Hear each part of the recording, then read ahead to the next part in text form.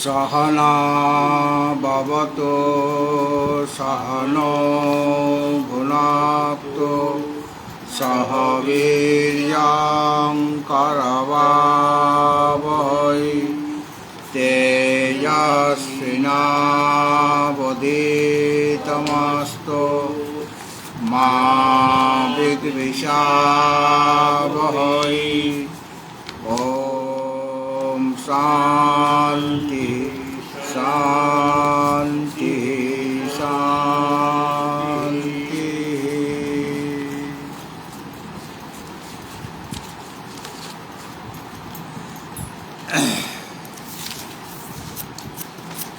ओम नारायणं पद्मभवं वसिष्ठं शाक्तेन च तत्पुत्रपराशरं च व्यासं शुकं गौडपादं महान्तं गोविन्दयोगेन्द्रमथास्य शिष्यं श्रीशङ्कराचार्यमथास्य पद्मपादं च हस्तामलकां च शिष्यां तां त्रोटकां वार्तिककारमन्यान् अस्मद्गुरोन् सन्ततमानतोऽस्मि। श्रुतिस्मृतिपुराणानाम् आलयं करुणालयं नमामि भगवत्पादं शङ्करं लोकशङ्करम्। अशुभानि निराचास्ते तनोति शुभसन्तते स्मृतिमात्रेण यत्पुंसां ब्रह्मतान् मङ्गलं करम्। अतिकल्याणरूपत्वान् नित्यकल्याणसंश्रया स्मृतीनां वरदत्वाच्च ब्रह्मतान् मङ्गलं विदो। यो इमे गुरुभिर्पूर्वं पदवाक्यप्रमाणता व्याख्याता सर्ववेदान्ता स्तान्नित्यां प्रणतोऽस्म्यहम्। ॐ नमो ब्रह्मदेव्यो ब्रह्मविद्यासम्प्रदायकर्तृभ्यो वंशऋषिभ्यो महाद्भ्यो नमो गुरुभ्यः। सर्वोपप्लवरहिता प्रज्ञानघन प्रत्यगार्थो ब्रह्मैवाहमस्मि ब्रह्मैवाहमस्मि।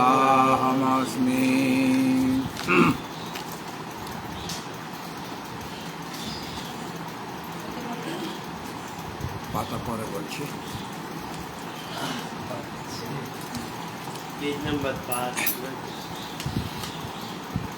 ভগবত ভক্তজন, আজকে আমরা একটি নতুন বিষয় ব্রহ্মসূত্র, যার অপর নাম বেদান্ত দর্শন। বই নিয়ে এসছে তাপস?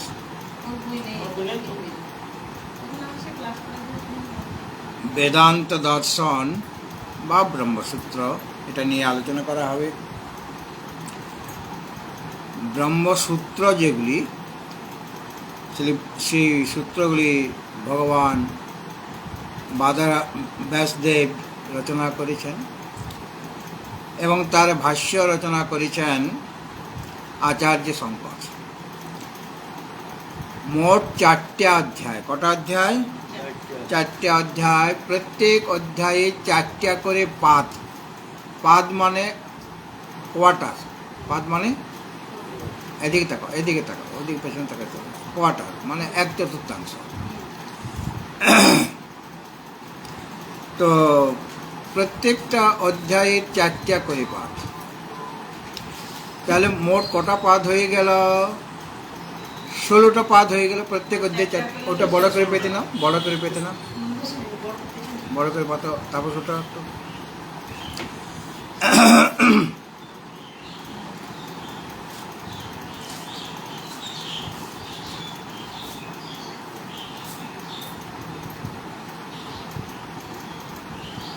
পাদ মানে 1/4। হ্যাঁ, যেমন ঘড়িতে এক মানে 12টা ঘন্টা আছে আর কি। তো প্রথম 3 ঘন্টা নিয়ে একটা পাদ, হ্যাঁ, 1/4, 3 4 12 হয়ে গেল। সেরকম ভগবান ব্যাসদেব ব্রহ্মসূত্রগুলি যে রচনা করেছেন 4টে ভাগে ভাগ করেছেন, মানে 4টে অধ্যায়, আর প্রত্যেক অধ্যায়ে 4টে করে পাদ। এই যে প্রথম অধ্যায় আমরা আলোচনা করব, প্রত্যেক অধ্যায়ে আবার নাম আছে। এই অধ্যায়ের নাম হচ্ছে সমন্বয় অধ্যায়। হ্যাঁ, কি নাম? সমন্বয় অধ্যায়। পাতা বলছি পরে, তুমি আগে শুনো। এবং দ্বিতীয় অধ্যায়ের নাম অবিরোধ অধ্যায়। কি বললাম? অবিরোধ অধ্যায়। তৃতীয় অধ্যায়ের নাম সাধন অধ্যায়, আর চতুর্থ অধ্যায়ের নাম ফলাধ্যায়। ঠিক আছে? তো 4টে অধ্যায় 4টে নাম। প্রথম অধ্যায়ের নাম সমন্বয় অধ্যায়, দ্বিতীয় অধ্যায়ের নাম অবিরোধ অধ্যায়, তৃতীয় অধ্যায়ের নাম সাধন অধ্যায়, এবং চতুর্থ অধ্যায়ের নাম ফলাধ্যায়। এবং এই যে আমরা প্রথম অধ্যায় আজ থেকে আরম্ভ করব, এর মধ্যে 4টে পাদ আছে। সমন্বয় অধ্যায় মানে আমাদের যে উপনিষদ, সে উপনিষদের কিছু বাক্য আছে। সে উপনিষদ বাক্য সকলের সাক্ষাৎ বা পরম্পরাভাবে ব্রহ্মের সমন্বয়, ব্রহ্মের সাথে সে সম্যক রূপে অন্বিত মানে যুক্ত আছে। উপনিষদ তো অনেকগুলি, এর মধ্যে প্রধান হচ্ছে একাদশ উপনিষদ। এছাড়া অনেক উপনিষদ আছে। তো এক একটা উপনিষদ কি এক এক কথা বলেছে? সব কথা একই বলছেন। হ্যাঁ, সকলে একই কথাই বলছেন। তো যত উপনিষদ বাক্য আছে, উপনিষদ অনেকগুলি, তার মধ্যে এক একটা উপনিষদে অনেকগুলি বাক্য আছে। বাক্য মানে এক একটা মন্ত্র। তো উপনিষদ বাক্য সকলের সাক্ষাৎভাবে বা পরম্পরাভাবে ব্রহ্মের সাথে তার সমন্বয় আছে। সমন্বয় মানে সম্যক রূপে ব্রহ্মের সাথে অন্বিত মানে যুক্ত, মানে সকলে ব্রহ্মকেই বলতে চাইছে। ঈশ উপনিষদ, কেন, কঠ, প্রশ্ন, মুন্ডক ইত্যাদি যত উপনিষদ আছে, সকলের কিন্তু একটাই কথা। কি কথা? সমস্ত উপনিষদ বাক্যের ব্রহ্মের সাথে সমন্বয় আছে। সমন্বয় মানে সম্যক রূপে, অন্বয় মানে যুক্ত হয়ে আছে, মানে ব্রহ্মকে বুঝাতে চাইছেন। হ্যাঁ, সকলে ব্রহ্মের কথাই বলছেন, অন্য কোনো কথা বলছেন না। কথা একটাই। কি কথা? ব্রহ্মের কথা। সুতরাং এই অধ্যায়ের নাম সমন্বয় অধ্যায় এই কারণে, অর্থাৎ উপনিষদ বাক্য সকলের সাক্ষাৎভাবে মানে ডাইরেক্ট, অথবা পরম্পরাভাবে মানে ইনডাইরেক্ট। কোনো বাক্য সাক্ষাৎভাবে বলছেন, কোনো বাক্য মানে পরম্পরাক্রমে বলছেন, মানে ইনডাইরেক্ট ওয়েতে বলছেন। কি কাকে বলছেন? ব্রহ্মকে বোঝাচ্ছেন। সেই ব্রহ্মে যে তার সমন্বয় আছে, এটা দেখানো হয়েছে এই অধ্যায়ে, প্রথম অধ্যায়ে। সমন্বয় শব্দের অর্থ হল তাৎপর্য নিরূপণ। তাৎপর্য কোথায়? উপনিষদ বাক্য সকলের তাৎপর্য কোথায়? কি বলতে চেয়েছে? ব্রহ্মকে বলতে চেয়েছে, ব্রহ্মের স্বরূপের কথা বলবে না। সুতরাং এই হলো প্রথম অধ্যায়। তো প্রথম অধ্যায়ে ওইভাবে যত উপনিষদ বাক্য আছে, মানে উপনিষদেরই ব্যাখ্যা হবে। আমাদের যে উপনিষদ, তারই ব্যাখ্যা পাবো আমি কোথায়?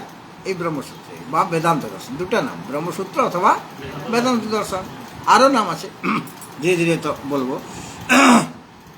সুতরাং সকলেই কিন্তু তাদের উপনিষদ বাক্যের তাৎপর্য কোথায়, কি বলতে চেয়েছেন? ব্রহ্মকে বলতে চেয়েছেন, ব্রহ্মের স্বরূপকে বুঝাতে চেয়েছেন। হ্যাঁ, এবং এই যে 4টে পাদ, সমন্বয় অধ্যায়ের 4টে পাদ, প্রত্যেক অধ্যায়ে 4টা করে পাদ। প্রথম পদে কি বলা আছে না সুস্পষ্ট ব্রহ্মলিঙ্গ যুক্ত, অর্থাৎ যেগুলি স্পষ্ট ব্রহ্মলিঙ্গ বোধক, স্পষ্টভাবে যে যে উপনিষদ বাক্যগুলি ব্রহ্মকে বলতে চেয়েছেন স্পষ্টভাবে ব্রহ্মবোধক যেগুলি বাক্য আছে সেই শ্রুতি বাক্য সকলের সমন্বয় করা হবে প্রথম পদে। কিছু আছে স্পষ্টভাবে, কিছু আছে অস্পষ্টভাবে। হ্যাঁ, তো যেখানে এই প্রথম অধ্যায়ে কি আছে না সুস্পষ্ট ব্রহ্মলিঙ্গ যুক্ত, অর্থাৎ স্পষ্টভাবে ব্রহ্মবোধক যে বাক্য সকল আছে, শ্রুতি বাক্য সকল আছে, সেই শ্রুতি বাক্য সকলের সমন্বয় দেখানো হয়েছে। মানে ব্রহ্মকেই বুঝাতে চেয়েছেন, ব্রহ্মেই তাদের তাৎপর্য, যেগুলি স্পষ্ট ব্রহ্মলিঙ্গবোধক। হ্যাঁ, স্পষ্ট ব্রহ্মকে বুঝাচ্ছেন স্পষ্টভাবে। আর দ্বিতীয় পদে কি আছে যেটা অস্পষ্ট ব্রহ্মলিঙ্গযুক্ত, মানে স্পষ্টভাবে বলা হয় নাই, অস্পষ্টভাবে ব্রহ্মবোধক যে শ্রুতিবাক্য সকল তার সমন্বয় দ্বিতীয় পদে। প্রথম পদে স্পষ্ট ব্রহ্মবোধক শ্রুতিবাক্য সকলের সমন্বয়, আর দ্বিতীয় পদে কি আছে অস্পষ্ট ব্রহ্মবোধক শ্রুতিবাক্য সকলের সমন্বয়, সব জায়গায় সমন্বয় হবে। হ্যাঁ, আর তৃতীয় পদে কি আছে না অস্পষ্ট ব্রহ্মলিঙ্গযুক্ত, মানে অস্পষ্ট ব্রহ্মের বোধক যে শ্রুতিবাক্য সকল যেগুলি জ্ঞেয় নির্গুণ ব্রহ্ম প্রতিপাদক, যে বাক্যগুলি, বাক্য মানে কেন উপনিষদ বাক্য, যে উপনিষদ বাক্যগুলি অস্পষ্ট ব্রহ্মের বোধক কিন্তু ওই জ্ঞেয় নির্গুণ ব্রহ্মের প্রতিপাদক শ্রুতিবাক্য সকলের সমন্বয়। অর্থাৎ এখানে বলতে চাইছেন অস্পষ্টভাবে ব্রহ্মবোধক, আচ্ছা না আমি কি বললাম, আচ্ছা দ্বিতীয় পদে কি বলা হয়েছিল সেটা আরেকবার বলিনি। অস্পষ্ট ব্রহ্মলিঙ্গযুক্ত মানে অস্পষ্টভাবে যেটা ব্রহ্মের বোধক, উপাস্য যে ব্রহ্ম প্রতিপাদক, ব্রহ্ম একটা হলো উপাস্য, একটা হলো জ্ঞেয় ব্রহ্ম, একটা হলো উপাস্য ব্রহ্ম আর একটা জ্ঞেয় ব্রহ্ম। উপাস্য মানে উপাসনা করতে হবে, যিনি উপাস্য মানে যার উপাসনা আমাকে করতে হবে। তাহলে উপাস্য ব্রহ্ম প্রতিপাদক শ্রুতিবাক্য সকলের সমন্বয়, অস্পষ্ট ব্রহ্মবোধক, অস্পষ্ট ব্রহ্মলিঙ্গযুক্ত যে উপাস্য ব্রহ্ম প্রতিপাদক যে শ্রুতিবাক্য সকলের সমন্বয় আছে দ্বিতীয় পদে।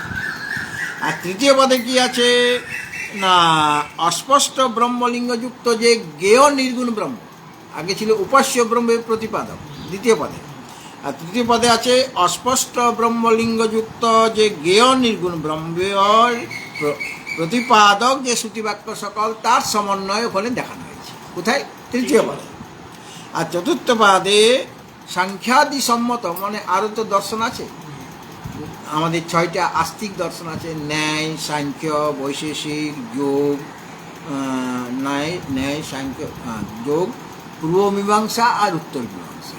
উত্তর মীমাংসাতে হলে বেদান্ত, হ্যাঁ, পূর্ব মীমাংসা হলে মীমাংসা শাস্ত্র, মীমাংসা দর্শন। হ্যাঁ, তাহলে সাংখ্যাদি সম্মত যে প্রধানাদি, ওরা প্রধানকে কেউ বা পরমাণুকে বলেন, অর্থাৎ প্রধানাদি রূপে প্রতিমান যে ব্রহ্ম তার প্রধানকে ব্রহ্ম বলছেন, কেউ পরমাণুকে ব্রহ্ম বলছেন, এবং অব্যক্ত প্রভৃতি পদ সকলের অর্থ সেখানে বিচার করা হয়েছে। কোথায়? চতুর্থ পদে। চতুর্থ পদে সাংখ্যাদি সম্মত যে প্রধান, কেউ প্রধান বলছেন, কেউ পরমাণু বলছেন, এক একজন দার্শনিক এক এক রকম বলছেন। হ্যাঁ, সেখানে প্রতিমান যে ব্রহ্ম, এই অজ শব্দ আছে এবং অব্যক্ত শব্দ আছে, সেই সমস্ত পদ সকলের অর্থটা বিচার করা হয়েছে। হ্যাঁ, এইভাবে প্রথম অধ্যায়ের 4টে পদে 4 রকমভাবে সমন্বয় করা হয়েছে। কোথায়? প্রত্যেক উপনিষদ বাক্য সকলের ব্রহ্মেই সমন্বয়, মানে ব্রহ্মকে সকলে বুঝাতে, সেখানেই তাদের তাৎপর্য, অন্য কোনো তাৎপর্য নেই। এটা দেখানো হয়েছে কোথায়? প্রথম অধ্যায়।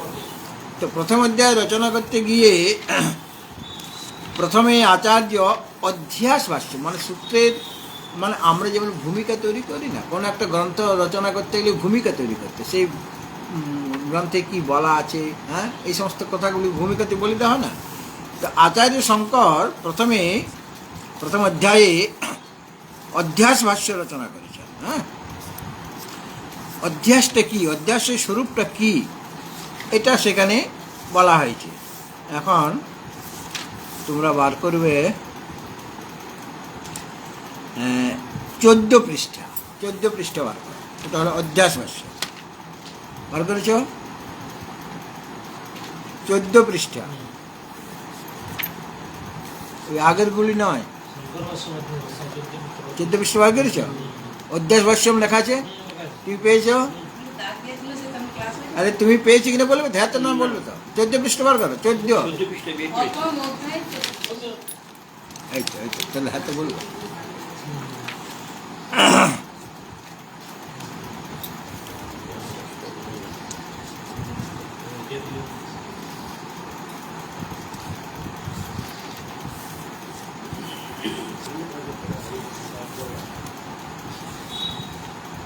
আচ্ছা শুনো, প্রত্যেকটা পাদে আবার কিছু অধিকরণ আছে, সেটাও বলে রাখি। প্রত্যেক মানে আমাদের তো 4টা পাদ, এক একটা পাদে 4টা পাদ, তো প্রত্যেক পাদে কিছু কিছু অধিকরণ আছে। সেই অধিকরণে এক একটা বিষয় নিয়ে আলোচনা করা হবে, ঠিক আছে?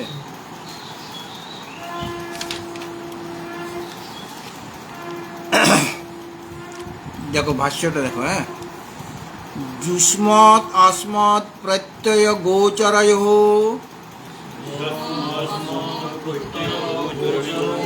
विषय विषयिनः तम प्रकाशवद् विरुद्ध स्वभावयोः इतरेतर भावानुपपत्तौ सिद्धायां तद्धर्माणाम् अपि सुतरां इतरेतर भावानुपपत्ति। এটা একটা বাক্য। হ্যাঁ, এই যে এক লেখা আছে না, এটা একটা বাক্য। এখানে যিনি এটা গ্রন্থটা সম্পাদনা করেছেন তিনি ওইভাবে বাক্যগুলিকে আলাদা আলাদা করে দিয়েছেন, 1 2 বলে নাম্বার দিয়ে দিয়েছেন। হ্যাঁ, যুষ্মৎ মানে তোমরা, আর অস্মৎ মানে আমরা। দুইটা জিনিস আছে, একটা হলো আমি আর তুমি। হ্যাঁ, দুটা জিনিস আছে। যুষ্মৎ মানে তুমি বা তোমরা, আর অস্মৎ মানে আমি বা আমরা। এখানে যুষ্মৎ আর অস্মৎ প্রত্যয়। এই যে তোমার এই শব্দের জন্য যে প্রত্যয় মানে জ্ঞান, প্রত্যয় শব্দের অর্থ কি? জ্ঞান। যুষ্মৎ অস্মৎ প্রত্যয় গোচরয়, গোচরয় এই একটা পদ হয়ে গেল। হ্যাঁ, এত বড় একটা পদ, একটা বাক্যে তো অনেকগুলি পদ থাকে, এই হলো একটা পদ। যুষ্মৎ অস্মৎ প্রত্যয় গোচরয়। যুষ্মৎ মানে তোমরা, এই শব্দজন্য যে প্রত্যয় মানে জ্ঞান, সেই জ্ঞানের যে গোচর মানে বিষয়। হ্যাঁ, যুষ্মৎ মানে তোমরা, তোমরা এই শব্দজন্য যে প্রত্যয় মানে জ্ঞান, সেই জ্ঞানের গোচর মানে বিষয়। হ্যাঁ, হইবার যেটা যোগ্য। হ্যাঁ, আর সেরকমভাবে অস্মৎ মানে আমরা, এই শব্দজন্য যে প্রত্যয় মানে জ্ঞান, সেই জ্ঞানের যে বিষয়। হ্যাঁ, সেই জ্ঞানের যে বিষয় হবার যেটা যোগ্য। মানে একটা হলো তোমরা এই শব্দজন্য জ্ঞানের বিষয় হবার যোগ্য। এখানে দুইটা, এই পদের মধ্যে দুইভাবে ব্যাখ্যা করতে হবে। যুষ্মৎ, আরে এদিক দিয়ে আসো না, 6টা বাজে, 6টার থেকে বলা হয়েছে 6টা। ওদিক দিয়ে আসুন, ওদিক দিয়ে আসুন না, 6টা বলা হয়েছে, 6টা বলা হয়েছে। বই তাহলে যুষ্মৎ প্রত্যয় গোচরয়, গোচর, আর অস্মৎ প্রত্যয় গোচর। এই যে বাক্যটা পদটা আছে না, যুষ্মৎ অস্মৎ প্রত্যয় গোচরয়, মানে যুষ্মৎ প্রত্যয়ের যে গোচর আর অস্মৎ প্রত্যয়ের গোচর। তো এই যে একটা হলো যুষ্মৎ প্রত্যয়ের গোচর, আর একটা হলো অস্মৎ প্রত্যয়ের গোচর। যুষ্মৎ মানে তোমরা এই শব্দজন্য জ্ঞানের যেটা বিষয়, সে বিষয় হবার যেটা যোগ্য, এবং আমরা এই শব্দজন্য জ্ঞানের বিষয় হবার যে যোগ্য যে বিষয়, হ্যাঁ, সেটা বিষয় বিষয়িনু, একটা হলো বিষয়, একটা হলো বিষয়িনী। বিষয় বিষয় বিষয় ইন বিষয়ী, বিষয় আর বিষয়ী। হ্যাঁ, একটা হলো বিষয় যুষ্মৎ প্রত্যয় গোচর আর অসমৎ প্রত্যয় গোচর, দুইটা জিনিস। একটা হলো যুষ্মৎ প্রত্যয় গোচর আর একটা হলো অসমৎ প্রত্যয় গোচর। তো যুষ্মৎ প্রত্যয় গোচর আর অসমৎ প্রত্যয় গোচর, একটা হলো বিষয়, একটা হলো বিষয়ী। মানে যুষ্মৎ প্রত্যয় যেটা গোচর সেটা হলো অনাত্ম জড়বস্তু। যুষ্মৎ প্রত্যয়ের গোচর হলো বিষয়, মানে অনাত্মা জড়বস্তু। আমি আর তুমি, তুমিটা হলো আমার থেকে ভিন্ন, আমিটা হলো এখানে বলতে চাইছে আত্মা। হ্যাঁ, আর বিষয়ই হলো প্রত্যেক আত্মস্বরূপ যে চিৎ বস্তু, মানে চেতন বস্তু। একটা হলো অনাত্মা জড় বস্তু, একটা হলো আত্মা চেতন বস্তু। চিৎ বস্তু মানে চেতন বস্তু, মানে অনাত্মা জড় বস্তুকে বলা হচ্ছে বিষয়, আর প্রত্যেক আত্মা স্বরূপ যে চিৎ বস্তু সেটা হলো বিষয়ী। এখানে আমরা যে বিষয়ী লোক বলি সে অর্থে বলা হয়নি। হ্যাঁ, বিষয় যার আছে সে হলো বিষয়ী। তো এক বিষয় বিষয় নয়, যুষ্মৎ অসমৎ প্রত্যয় গোচরয়, এখানে ষষ্ঠী দ্বিবচন আছে। যুষ্মৎ অসমৎ প্রত্যয় গোচরয়, এখানে দ্বিবচন আছে। আর অসমৎ বিষয় বিষয়ীন, এখানে দ্বিবচন আছে, বটে ষষ্ঠী দ্বিবচন আছে। মানে ওই যুষ্মৎ প্রত্যয়ের গোচর হলো সেটা হলো বিষয়, আর অসমৎ প্রত্যয়ের গোচরটা বিষয়ী। তা যুষ্মৎ প্রত্যয়ের গোচর, গোচর মানে বিষয়। যুষ্মৎ মানে তোমরা, এই শব্দজন্য প্রত্যয় মানে জ্ঞান, সেই জ্ঞানের যে গোচর মানে বিষয়, সে বিষয় হবার যোগ্য যে বিষয়, সে গোচর হবার, এই যে দুইটা শব্দ আলাদা আলাদা, একটা গোচর করেছেন, একটা ওদিকে বিষয় করেছেন। গোচর মানে বিষয়, সে বিষয়ের হবার যোগ্য যে বিষয় মানে অনাত্মা জড়বস্তু। আর অসমৎ প্রত্যয়ের গোচর মানে আমরা এই শব্দ জন্য জ্ঞানের বিষয় হবার যোগ্য যে বিষয়, সেই বিষয়ের যে সেই বিষয়ে সেই যে বিষয়টা মানে চিৎবস্তু, সেটা হলো বিষয়ী। মানে একটা হলো বিষয় অনাত্মা জড়বস্তু, আর একটা হলো আত্মা চেতন বস্তু, সেটা হলো বিষয়ী। অনাত্মা জড়বস্তুকে বিষয় বলা হয়। বিষয়টা রসুন করেছিলাম, বিষয় হলে তো দীর্ঘই হবে। বিষয়ীন শব্দ, নকারান্ত শব্দ, বিষয়ীন। পরে তাহলে বিষয়ীন, আমি যদি তার ষষ্ঠী দ্বিবচন করি তাহলে বিষয়ীনও হবে, তখন আসতে গিয়ে বিষয়ীন শব্দ। প্রথমে এক বচনে বিষয়ী হবে, প্রথমে যেমন হ্যাঁ, ওটা বিষয়ীন শব্দ মানে দীর্ঘকালীন শব্দ নয়, নকারান্ত শব্দ, নকারান্ত শব্দ, ওটা প্রথমে এক বচনে বিষয়। আচ্ছা, সেটা কীরকম? একটা তাহলে বিষয়, একটা বিষয়ী। বিষয়টা কোনটা? এই অনাত্মা জড়বস্তু, আর বিষয়ীকে চিৎ আত্মবস্তু। তাহলে ওই যে অনাত্মা জড়বস্তুকে বলতে বোঝানো হচ্ছে যুষ্মৎ প্রত্যয় গোচর, আর চেতন আত্মাকে বলতে বোঝানো হচ্ছে অসমৎ প্রত্যয় গোচর। দুইটা জিনিস আলাদা আলাদা, একটা হলো অনাত্মা, একটা হলো আত্মা। অনাত্মাকে বলা হচ্ছে বিষয়, আর আত্মা যে চেতন বস্তু তাকে বলা হচ্ছে বিষয়ী। এই দুইটা জিনিস, একটা হলো অনাত্মা, একটা হলো আত্মা। এই দুইটা জিনিস কি রকম না, তম প্রকাশবৎ বিরুদ্ধ স্বভাবয়, বলো। এই দুটার মধ্যে বিরুদ্ধ স্বভাব। একটা হলো অন্ধকার আর আলোকের মধ্যে যেরকম সম্পর্ক, দুটো বিরুদ্ধ, অন্ধকারের ঠিক বিপরীত হলো, বিরুদ্ধ হলো আলোক। মানে একটা হলো অনাত্মা জড়বস্তু, একটা হলো আত্মা চেতন বস্তু। তাহলে অন্ধকার আলোকের মতো হয়ে গেল কিনা? অন্ধকারের বিরোধ হচ্ছে কে? আলো। মানে ওই তাদের স্বভাবটা কীরকম? অনাত্মা জড়বস্তু আর চেতন যে আত্মবস্তুর স্বভাবটা কীরকম? তম প্রকাশবৎ, আলো, অন্ধকার এবং আলোকের মতো বিরুদ্ধ স্বভাব। ওখানে যেমন বিরুদ্ধ স্বভাব অন্ধকার আর আলোক, তম মানে অন্ধকার, প্রকাশ মানে আলোক। তম আর প্রকাশ বিরুদ্ধ স্বভাব কিনা? দুটো আলাদা আলাদা। সেরকমভাবে অনাত্মা জড়বস্তু যে বিষয় আর চেতন আত্মবস্তু যে বিষয়ী, তারাও বিরুদ্ধ স্বভাব। একটা হলো জড়বস্তু, একটা চেতন বস্তু, বিরুদ্ধ হয়ে গেল কিনা? একটা হলো অনাত্মা, একটা হলো আত্মা, বিরুদ্ধ হয়ে গেল কিনা? কীরকম বিরুদ্ধ? তম প্রকাশবৎ, অন্ধকার আর আলোকের মতো বিরুদ্ধ স্বভাব। কারা বিরুদ্ধ স্বভাব? ওই বিষয় আর বিষয়ী।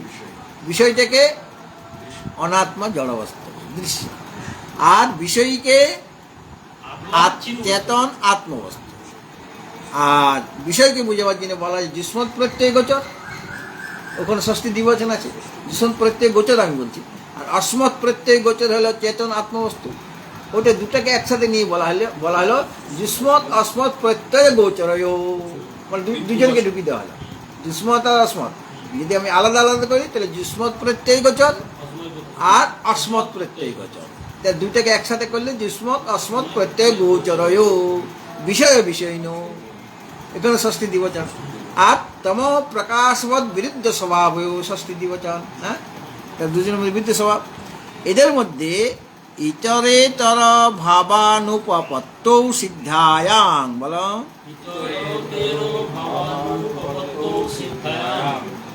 এই যে দুইটা জিনিস মানে পরস্পর বিরুদ্ধ স্বভাব, অনাত্মা জড়বস্তু আর আত্মা চেতন বস্তু, দুটার মধ্যে বিরুদ্ধ স্বভাব আছে। এদের মধ্যে ইতরেতর ভাবের অনুপত্তি সিদ্ধ হলে, ইতরেতর ভাব মানে তাদের অত্যন্ত অভেদ,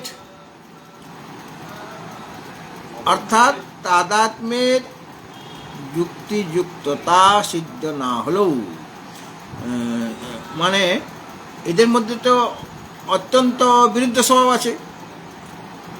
অত্যন্ত অভেদ মানে তাদাত্ম্যের যুক্তিযুক্ততা সিদ্ধ নয়, মানে এগুলো তো অভেদ নয়, দুটো জিনিসটা আলাদা আলাদা। তাহলে পর অধ্যাস কি করে হবে? হ্যাঁ, অধ্যাস হতে গেলে একটু সাদৃশ্য থাকা দরকার। রজ্জুতে সর্পের অধ্যাস হয়, অধ্যাস মানে আরোপ হয়। তো রজ্জুটা 3 হাত লম্বা মনে করে, সাপও ওই রকমই হয়, 2 হাত 3 হাত হয়। রজ্জুটা যেরকম মোটা, সর্পটা সাধারণত ওই রকমই মোটা হয়।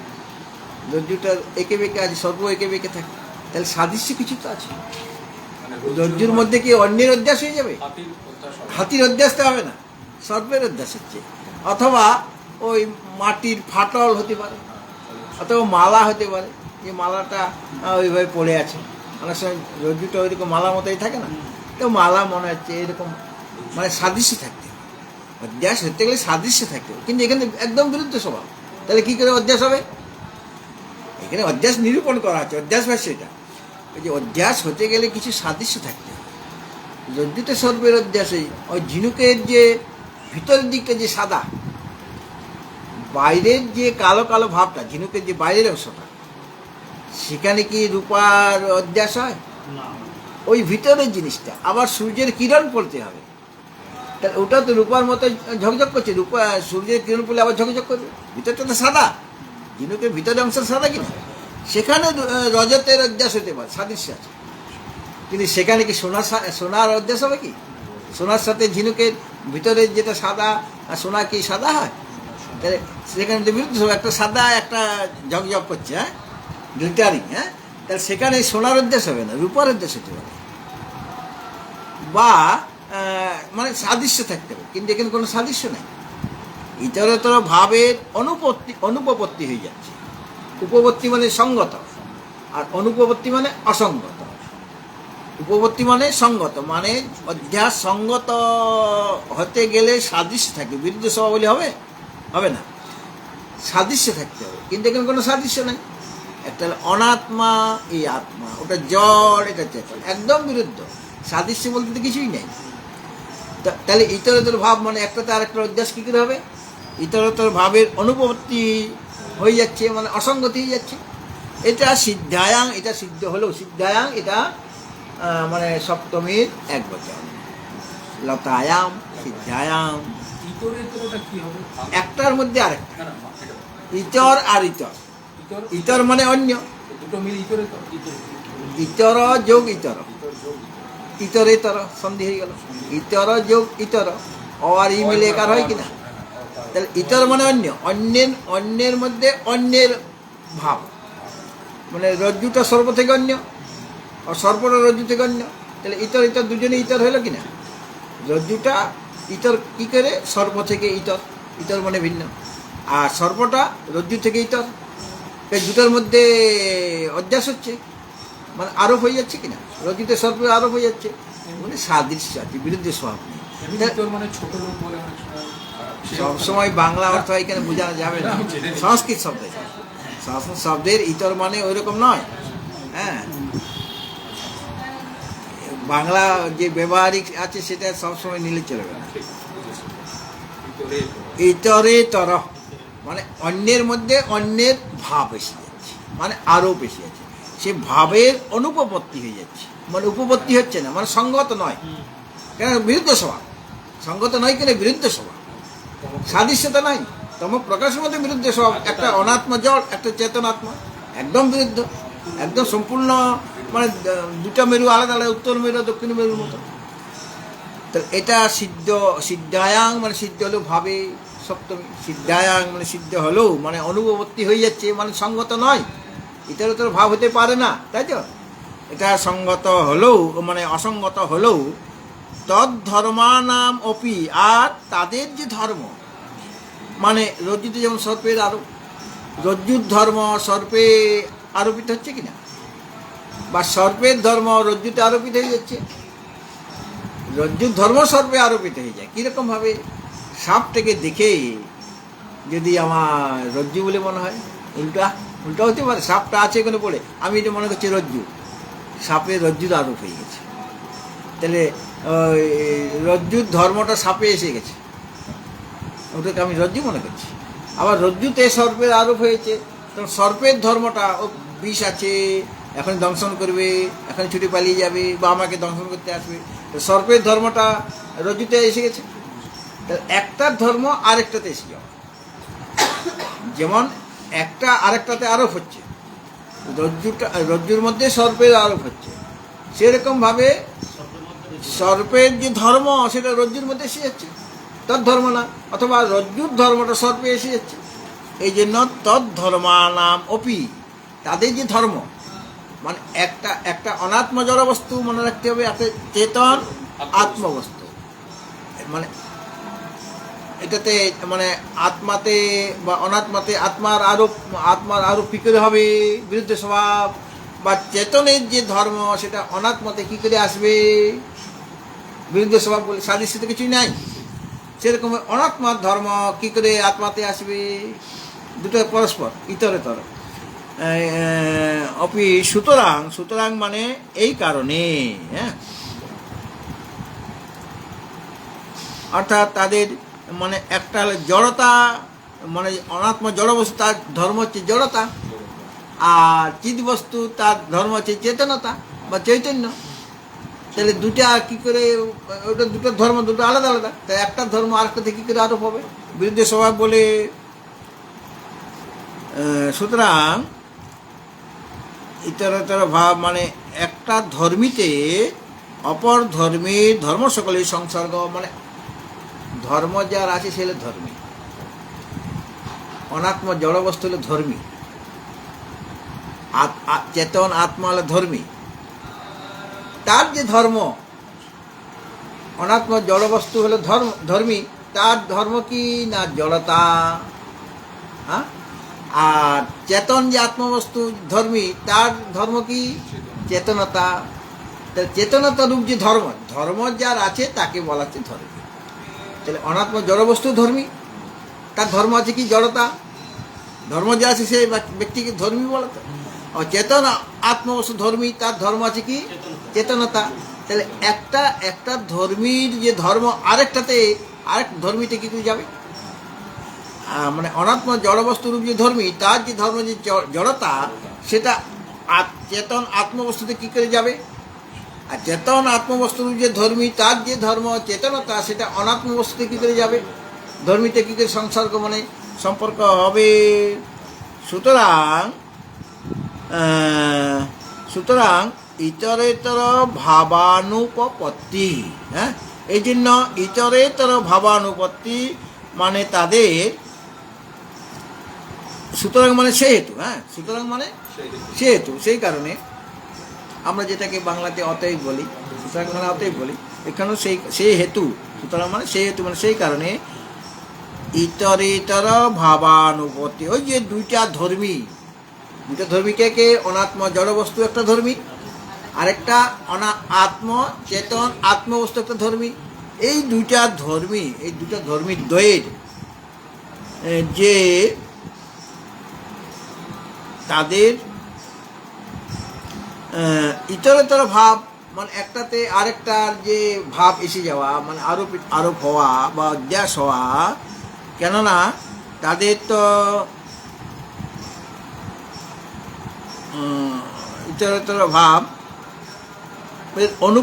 অনুপবর্তী, মানে ইতরতর ভাব হতে পারে না, অসঙ্গত, মানে অধ্যাস হতে পারে না। প্রথম একটা এটা বলা যে একটাতে আরেকটা আরোপ হতে পারে না, মানে অধ্যাস হতে পারে না। অধ্যাস হতে গেলে আমার সাদৃশ্য থাকবে, এটা বিরুদ্ধ স্বভাব। আরেকবার দেখি না বাক্যটা, যুষ্মৎ অস্মৎ প্রত্যয় গোচরয়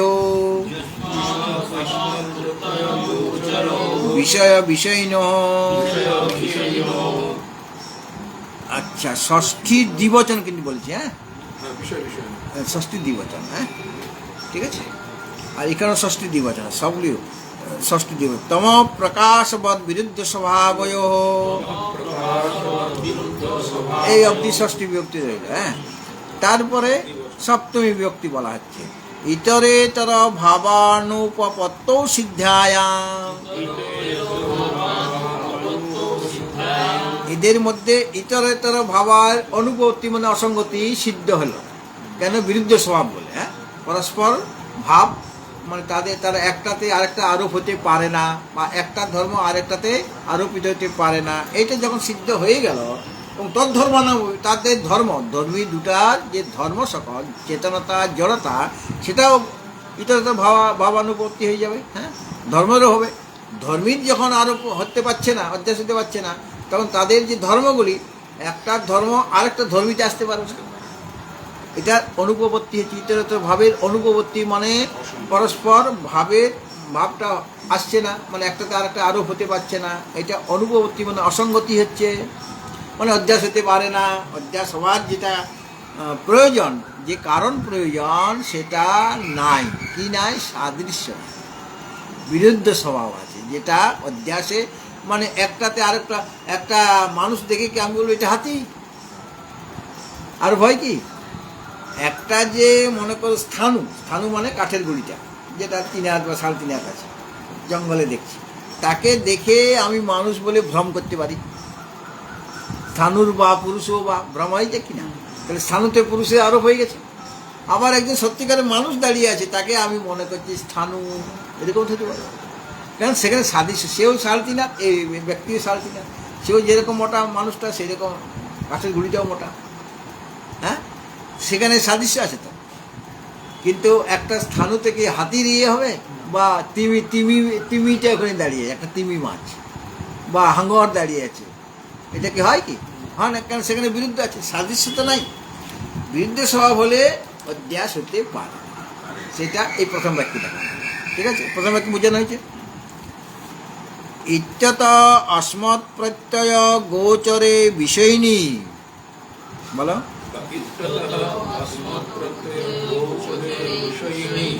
চিদাত্মকে যুষ্মৎ প্রত্যয় গোচরস্য বিষয়স্য তদ্ধর্মাণাং চ অধ্যাসঃ তদ্বিপর্যয়েন বিষয়িনঃ তদ্ধর্মাণাং চ বিষয়ে অধ্যাসঃ মিথ্যা ইতি ভবিতুম যুক্তম। প্রথম বাক্যে যে কথাটা বলা হলো, সেইটা এখন এখানে অনাত্ম জড়বস্তু আর চেতন আত্মবস্তুর মধ্যে ওটা কথাটাকে নিয়ে আসছে, যে যুক্তির ওখানে দেখানো হলো আর কি, সেটাই বলছেন। ওইটাকে, প্রথম বাক্যটাকে স্পষ্ট করছেন। ইত্যত মানে এই কারণে, হ্যাঁ, ইত্যত মানে এই কারণে।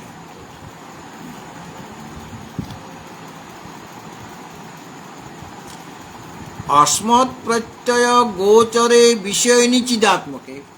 চিদাত্মা মানে চেতন যে আত্মা, হ্যাঁ, সেই চিদাত্মা কীরকম না, অস্মৎ প্রত্যয় গোচরে বিষয়নি। আগে বলা ছিল বিষয় আর বিষয়নি। বিষয় হলো অনাত্মা জড়বস্তু, আর বিষয়ীকে চেতন আত্মা। হ্যাঁ, তাই তো? বিষয় একটা আলাদা, বিষয়ী একটা আলাদা। বিষয় হলো অনাত্মা জড় বস্তু, আর বিষয়ীকে চেতন আত্মবস্তু। তো এখানে বলছেন যে ইত্যতে মানে এই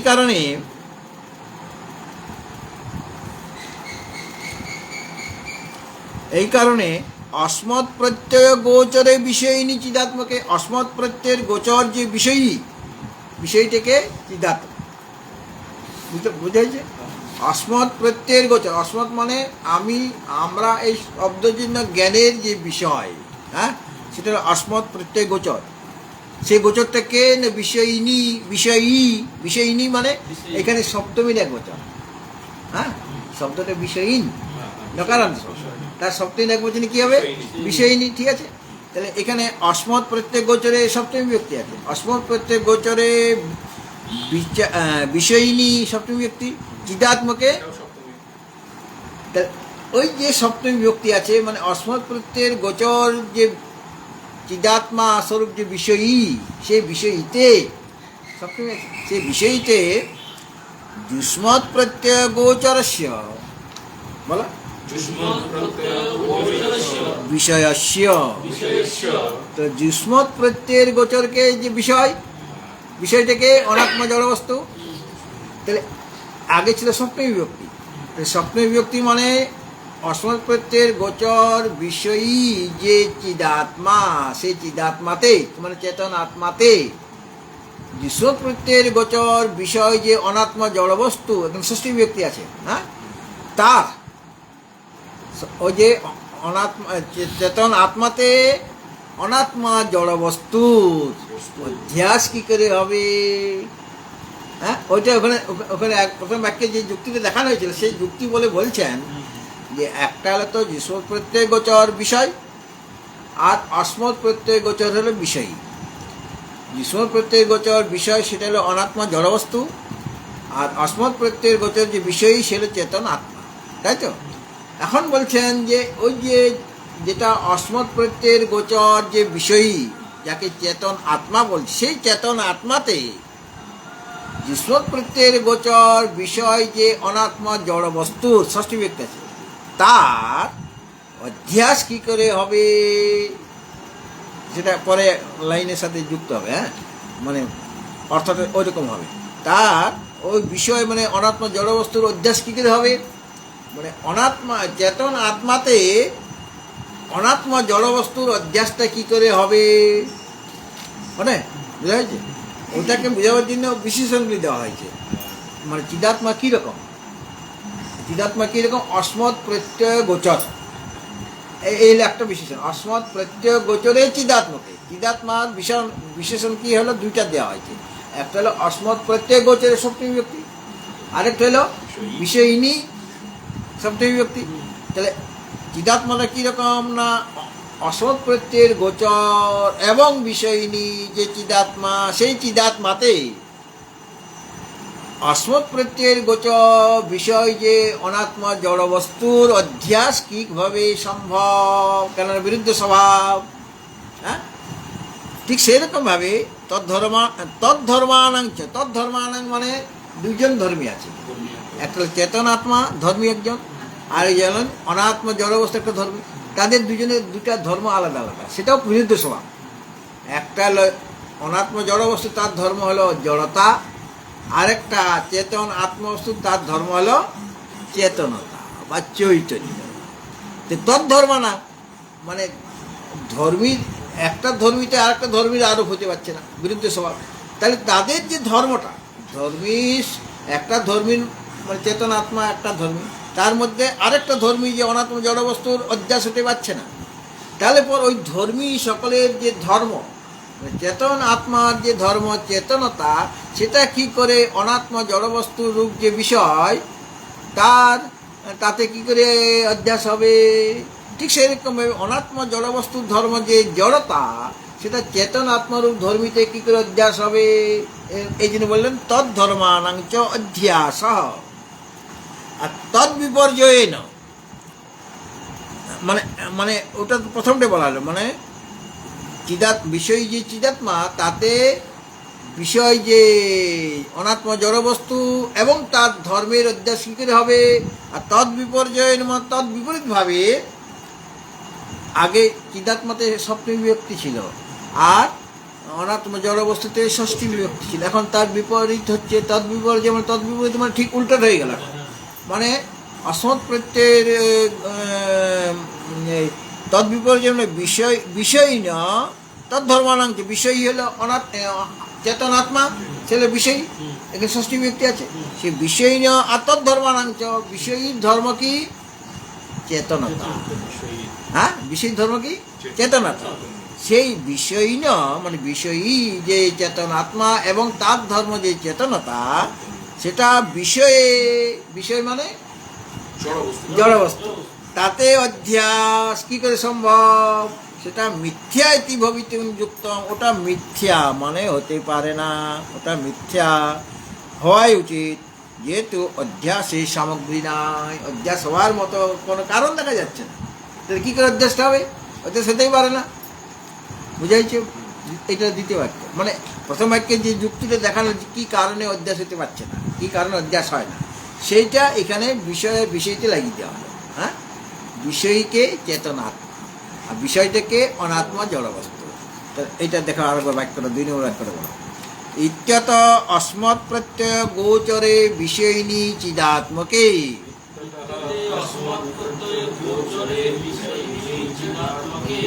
যুষ্মৎ প্রত্যয় গোচরস্য বিষয়স্য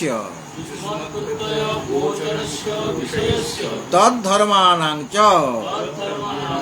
অধ্যাস, কমা আছে। একটা কথা বলি তাহলে, মানে চেতন আত্মাতে অনাত্ম জড়বস্তুর অধ্যাস কী করে হবে এবং তার ধর্মের অধ্যাস কী করে হবে, ঠিক সেরকম তৎ বিপর্যয় ঠিক তার বিপরীতভাবে বিষয়ী না তার ধর্মানাং, বিষয়ী মানে চেতন আত্মা এবং তার ধর্ম সকলের বিষয় অধ্যাস কী করে হবে, হ্যাঁ বিষয় অধ্যাস কী করে হবে, এবং বিষয়ের যে ধর্ম চেতনতা সেটা বিষয়ে কী করে আসবে, সেটা মিথ্যা ইতি ভবিতুম যুক্তম, সেটা মিথ্যা হওয়াই সম্ভব, মানে অধ্যাস হতেই পারে না, আত্মার অনাত্মা পরস্পর অধ্যাস হতে পারে না, আর অধ্যাস সিদ্ধ না হলে আমার মানে বেদান্ত দর্শন পড়াই বৃথা, যদি অধ্যাসই না থাকে। হ্যাঁ, এই জন্য এটা মিথ্যা ইতি ভবিতুম যুক্তম, মানে সেটা মিথ্যায়। কেন মিথ্যা, মানে অধ্যাস হতে পারে না, কেন পারে না, অধ্যাস সবার মতো সামগ্রী নাই, কারণ নাই, সাদৃশ্য নাই। দ্বিতীয় বাক্য বোঝা হয়েছে। এরপরে দেখো লেখা আছে 23 পৃষ্ঠা, মানে তোমাদের বই নাই, যাদের বেদান্ত দর্শন ওই যে উদ্বোধনের বইটা, মানে ওখানে এরপরে কত পৃষ্ঠায় মূলটা আছে লেখা আছে, 23 পৃষ্ঠা লেখা আছে না, হ্যাঁ 23 পৃষ্ঠা দেখা, তোমারটা বেশি আছে, আমি ঠিক আছে 23 পৃষ্ঠা বার করেছ, ওখানে দেখো তার পরবর্তী অংশটা, মানে 3 নম্বর বাক্যটা আছে, তথাপি পেয়েছ, অন্যন্যস্মিন, তুমি পেয়েছ, পেয়েছি কিনা, অন্যাত্মকতাম অনন্য ধর্মাংশ অধ্যস্য ইতরেতরা বিবেকেন অত্যন্ত বিবিক্তয়োঃ ধর্মধর্মিণঃ মিথ্যা জ্ঞান নিমিত্তঃ সত্যানৃতে মিথুনীকৃত্য অহম ইদম মম ইদম ইতি নৈসর্গিকঃ অয়ং লোক ব্যবহারঃ, মানে যুক্তি দিয়ে দেখানো যাচ্ছে না যে অধ্যাস হতে পারে, যুক্তি দিয়ে কি দেখানো হচ্ছে, অধ্যাস হতে পারে না, কিন্তু অধ্যাস হচ্ছে, তো অধ্যাস তো হয়, আত্মার মধ্যে অনাত্ম অধ্যাস, অনাত্মার মধ্যে আত্ম অধ্যাস তো হচ্ছে, দেখতে পাচ্ছি আমরা। এখন অধ্যাসের সামগ্রী না থাকলেও, সাদৃশ্য না থাকলেও অধ্যাস হয়, কিন্তু হ্যাঁ কী করে হচ্ছে, তথাপি মানে তাহলে যে যদিও অধ্যাসের সামগ্রী নেয় অনাত্মার ক্ষেত্রে, হ্যাঁ আত্মার অনাত্মার ক্ষেত্রে অধ্যাসের সামগ্রী নেয়, কিন্তু তথাপি মানে তা হলেও, মানে অধ্যাসের সামগ্রী না থাকলেও অন্যন্যস্মিন অন্যান্য আত্মকতাম অন্যান্য ধর্মাংশ অধ্যস্য, মানে অন্যন্যস্মিন মানে একটাতে আরেকটা, একটাতে আরেকটা, হ্যাঁ, পরস্পরের উপরে পরস্পরের স্বরূপকে অন্যান্য আত্মকতাম, আত্মা মানে স্বরূপ, অন্যান্য আত্মকতাম মানে মানে পরস্পরের উপর পরস্পরের যে স্বরূপ, এবং পরস্পরের ধর্মকে, একটা ধর্ম আরেকটাতে, হ্যাঁ, পরস্পরের ধর্মকে অধ্যাস করে, অধ্যস্য অত্যন্ত ইতরেতর বিবেকেন, ইতরেতর মানে অবিবেক, মানে পৃথক করতে পারছি, হ্যাঁ, অবিবেক, বিবেক মানে পৃথক করা, অবিবেক মানে পৃথক করতে পারা যাচ্ছে না, অবিবেক বশত, পরস্পরের অবিবেক বশত, পরস্পর মানে কে কে আছে, দুজন, আত্মা আর অনাত্মা দুজনেই আছে, বিষয়ের বিষয়ই আছে, বিষয় হলো অনাত্মা, বিষয় হলো আত্মা।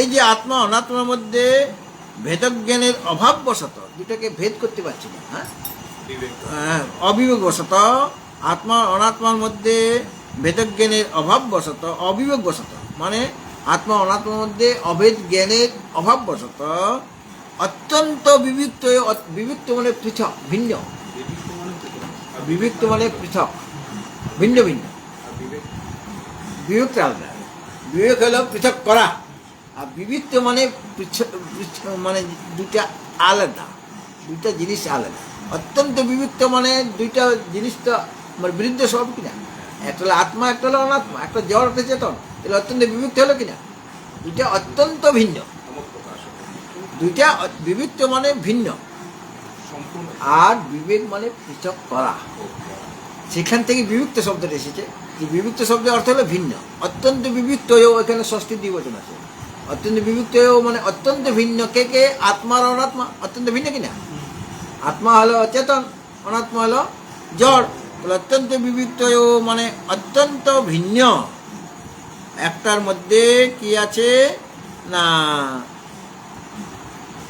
জড়তা, ধর্ম হলো জড়তা, অনাত্মা বস্তু যে ধর্মী তার ধর্ম হলো জড়তা, জড়তা, আর চেতন আত্মা যে তার ধর্মী কি, তার ধর্ম কি চেতনতা, হ্যাঁ, তাহলে একটার মধ্যে জড়তা আছে, একটার মধ্যে চেতন স্বরূপ, তাহলে দুটা ধর্ম আলাদা আলাদা, ধর্মী দুটো আলাদা আলাদা, অত্যন্ত বিভক্ত হচ্ছে, আর ধর্ম দুটো আলাদা আলাদা, জড়তা চেতনতা, অত্যন্ত বিভক্ত ধর্ম ধর্মীন, অত্যন্ত ভিন্ন যে ধর্ম আর ধর্মী, দুইটা ধর্মও আলাদা, জড়তা চেতনতা, আর দুটা ধর্মীও আলাদা, অনাত্মা জড়বস্তু, চেতন আত্মা, দুটাই ভিন্ন, মানে ধর্মটাও ভিন্ন, দুটো ধর্ম ভিন্ন, আর ধর্মী দুটোও ভিন্ন, দুটা অত্যন্ত বিভক্ত, মানে সামান্য বিভক্ত না, অত্যন্ত বিভক্ত, মানে অত্যন্ত ভিন্নকে দুইটা ধর্ম অত্যন্ত ভিন্ন, জড়তা চেতনতা, আর ধর্মী দুটা এটা অত্যন্ত ভিন্ন, অনাত্মা জড়বস্তু,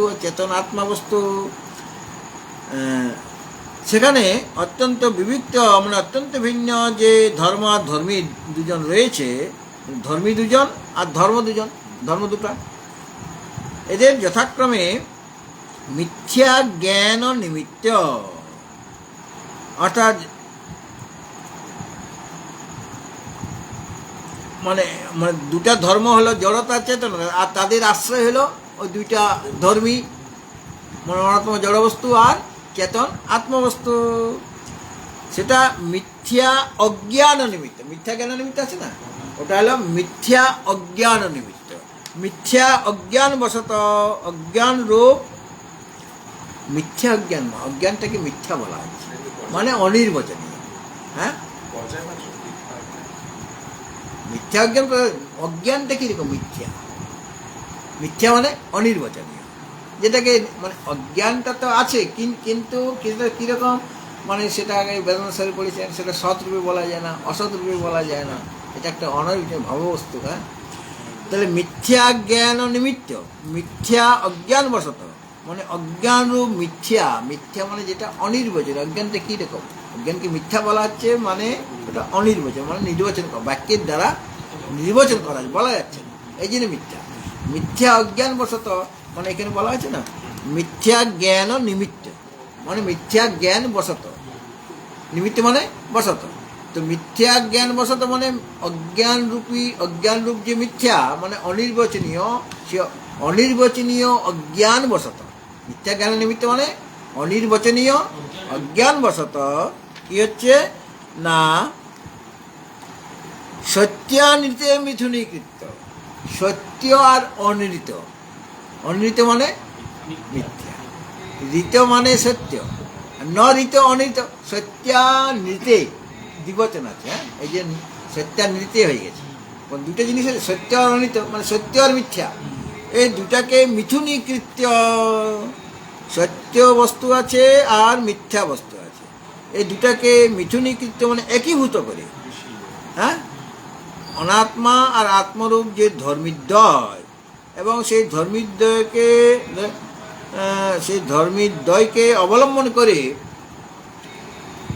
আমরা কি করি, সত্যানিতে মিথুনীকে, সত্য আর মিথ্যাকে মিথুনীকৃত মানে একীভূত করে, মানে একাকার মানে মিলে গেছে দুটো জিনিস, সত্য মিথ্যা দুটো মিলে গেছে। অহম ইদম মম ইদম, এই আমি, অহম ইদম মানে এই শরীরটাকে আমি বলি কিনা, শরীরটা তো জড়বস্তু, ইদমটা তো জড়বস্তু, ইদম মানে শরীরটা, আর সেখানে আমি অহম বলছি, অহম ইদম। আর মম ইদম সেখানেও ওই রকমভাবে আমার শরীর, আমার অমুক, হ্যাঁ, এইভাবে আমরা অধ্যাস করে তো কথাটা বলছি, শরীরটাতে অহং বুদ্ধি এনেছি, তাহলে অধ্যাস হচ্ছে। তাহলে ওই যে সত্যানিতে মৃত্যুনিকৃত মানে একীভূত করে অহম ইদম মম ইদম, আমি বা আমার এরকমভাবে এটা আমার বা এটা আমি, এইভাবে নৈসর্গিক। নৈসর্গিক মানে হচ্ছে স্বাভাবিক, আমরা বলি নৈসর্গিক দৃশ্য। কোথায় যাচ্ছি ঘোরাতে আমরা কি বলি অনেক সময়, নৈসর্গিক মানে স্বাভাবিক, এটা কেউ তৈরি করে না। জঙ্গল দিয়ে যাচ্ছি, নৈসর্গিক দৃশ্য, স্বাভাবিক। হ্যাঁ, নৈসর্গিক মানে স্বাভাবিক বা অনাদি। হ্যাঁ, অনাদি বা স্বাভাবিক মানে এটা কৃত্রিম নয়, মানে এটা স্বাভাবিকভাবে চলে আসছে কি না এই অভ্যাসটা, যদি অভ্যাস হওয়ার কোনো সামগ্রী নাই কিন্তু অভ্যাস হয়ে আসছে। এই জন্য বলছেন নৈসর্গিক মানে অহম ইদম, এই যে আমি শব্দটা প্রয়োগ করছি, এই আমি বা এটা আমার বলি কিনা মম ইদম, এইভাবে আমি তো অভ্যাস করি তো কথাগুলি বলছি। এটা নৈসর্গিক ব্যবহার মানে স্বাভাবিক বা অনাদিকাল থেকে এরকম লোক ব্যবহার হয়ে থাকে। নৈসর্গিক অয়ং লোক ব্যবহার, এই লোক ব্যবহার এরকম লোক ব্যবহার কীরকম, অহম ইদম, এই শরীরটা আমি মম ইদম, এটা আমার, সে অভ্যাস করে বলছি, শরীরটা তো আমি নই কিন্তু অভ্যাস হয়ে গেল কিনা। তাহলে এটা যে লোক ব্যবহার হয় কি সকলে এটা এরকম বলছে কিনা, এটা নৈসর্গিক মানে স্বাভাবিকভাবে এটা বলে আসছে, অনাদিকাল থেকে এই কাজটা চলে আসছে, মানে অভ্যাস হচ্ছে, যদিও অভ্যাস হওয়ার সামগ্রী নেই কিন্তু অভ্যাস হয়ে আসছে। 3 নম্বর বাক্যটা একবার পড়ছে, হ্যাঁ, তথাপি অন্যন্যস্মিন অন্যন্য আত্মকতা অন্যন্য ধর্মাংশ অধ্যস্য ইতরেতরা বিবেকেন অত্যন্ত বিবিক্তয়োঃ ধর্মধর্মিণঃ মিথ্যা জ্ঞান নিমিত্তঃ সত্যানৃতে মিথুনীকৃত্য অহম ইদম মম ইদম ইতি নৈসর্গিকः অয়ং লোক ব্যবহারः। হরি ওম পূর্ণমদঃ পূর্ণমিদং পূর্ণাৎ পূর্ণমুদাচ্যতে পূর্ণস্য পূর্ণমাদায় পূর্ণমেবাবশিষ্যতে। ওম শান্তি শান্তি শান্তি। হরি ওম তৎসৎ পরমাত্মনে নমঃ। আগামীকাল গীতা, তাই শুক্র শনি গীতা আছে, হ্যাঁ ঠিক তো, হ্যাঁ উদ্বোধন করতে